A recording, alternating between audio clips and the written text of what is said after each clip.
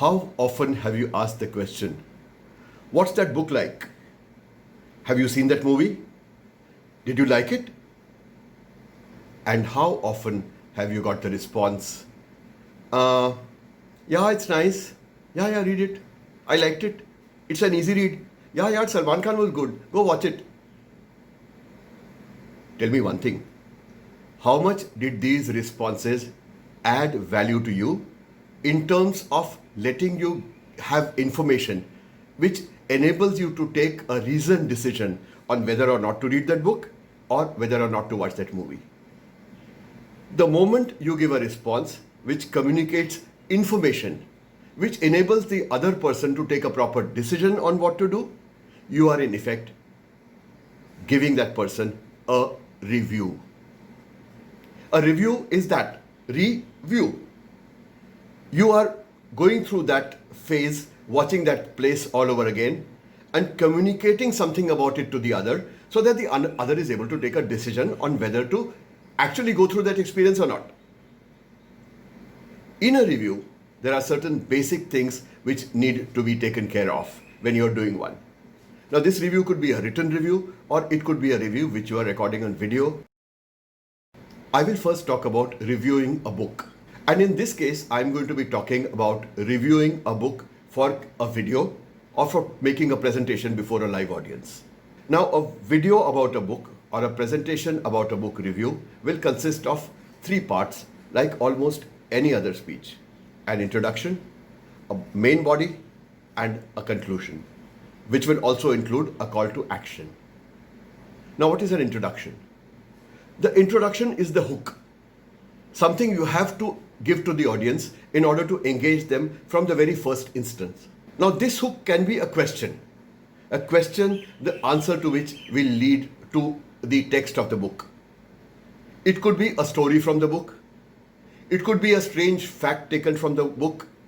It could be any of these things, or a humorous anecdote mentioned in the book, or some kind of humorous connect which you have the book.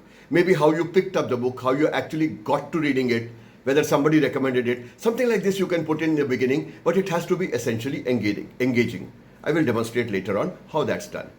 Then you come to the main body, which should consist of at least 3 points. These 3 fingers keep coming up every time I mention the main body of a speech, because 3 is the magic number, which for some reason psychologists tell us is the number of maximum things that a person can absorb at a given moment of time. So the thumb rule in speaking is that you have 3 main points, and if the speech is longer, you have 3 sub points each. You don't go into 5, 6, 7 points as a longish thing. By definition, a book review or a movie review or a web review or a hotel review is essentially not a very lengthy exercise. Therefore, you have only 3 points. Regarding a book, what would you say? First, the name of the author, what year he wrote the book in, what genre is the book in. Is it a murder mystery? Is it a book on psychology? Is it a self-improvement book? You mentioned all that. You give a brief history of the book, when it was published and so on. And then you get on to the main body, the second point. The second point will consist of the story of the book, briefly summarized. Do you want to give away the ending? In a murder mystery, maybe not. I personally would not ever do that. In a book on psychology, there is no ending. A self-improvement book, there is no ending. You just need to bring home the various lessons that the book is imparting to you. And the third would be comments on the language of the book. Is it difficult language? Is it an easy read? Can you flip through it from cover to cover? Do you need to stop and think in between in order to absorb what the book is saying? Now, comments about the language and the style of the book. This comprises the main body. And then you come to the conclusion. In the conclusion, you will have an analysis of what you felt about the book. Did I like the book? Was I repelled by it? Was I disturbed by things said in it? What are the strengths of the characters built up? Has the author built up the characters properly? Has the author used the proper language for depicting certain characters? And then, of course, you come to, after the conclusion, you come to the recommendation. You give your analysis as a part of the conclusion, and then you say, I recommend that you go read this book, or avoid it, it's not worth it. The same would apply to a movie review. In the case of a movie review, for instance, You will first, of course, have a hook. Then you go on to discuss the director, the actors, explain the genre of the movie. Is it an action movie? Is it a comedy? Is it a family drama? You mention that.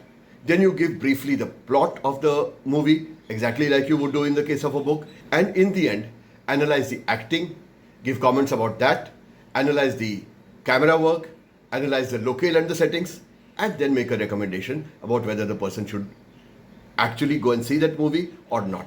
I have reviewed, in addition to movies and books, hotels and travel sites. I am an avid traveler, and whenever I go to any place, I make sure that I put up a review on TripAdvisor about the places I have visited. So I must be having some well over 600 reviews on TripAdvisor at the moment.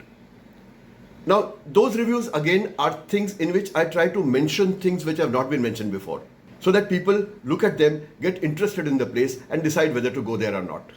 And in case of any drawbacks in the place or the place is not being worth it, I have often recommended that they should not visit it, or if they are in a hurry, they should avoid going there. Now, that is the real object of a review, that the person listening to it or reading it should be able to take a decision on whether to go ahead and visit that place, read that book, watch that movie or not. On Pack a Punch Saturday, join the 3 to J family.